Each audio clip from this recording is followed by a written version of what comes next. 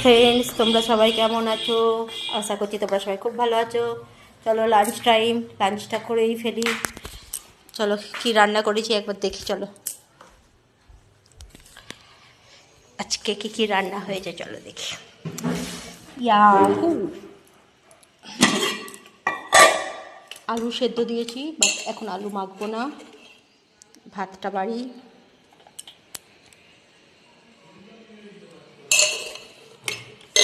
আজকে না ভাত বসিয়ে দিয়ে বাবুর কাছে গিয়ে বাবুকে ডাকছিলাম, অনেকক্ষণ বসেই আছি। সকালবেলা তো উঠতে চায় না, আর ভাতটা একটু নরম হয়ে গেছে জানো তো। সজনে ফুল কিনে নিয়ে এসেছে কর্তামশায়ের, নতুন এক্সপেরিমেন্ট বলেছে, অনেক কিছু সবজি দিয়ে করবো, দেখো না তুমি একই রকমভাবে করো। আজকে কী দেওয়া আছে দেখো, সজনে ফুল ভাজা করেছি, তার মধ্যে পেঁয়াজ কলি দিয়েছে, আলু দিয়েছে, বলছে আজকে এটা করো, সবসময় একই রকমভাবে কেন খাবো।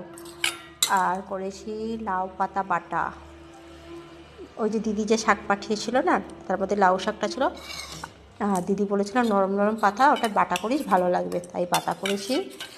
আর করেছি এই যে লাউ ডাঁটাগুলো আর অল্প শাক দিয়ে পোস্ত দিয়ে করেছি। এটাও নরম নরম ডাঁটা, একদম তো ডগের ডাঁটাগুলো খেতে খুব ভালো লাগবে। এই আর আছে দেশি মুরগির ডিম সেদ্ধ, আজকে মাছ করিনি।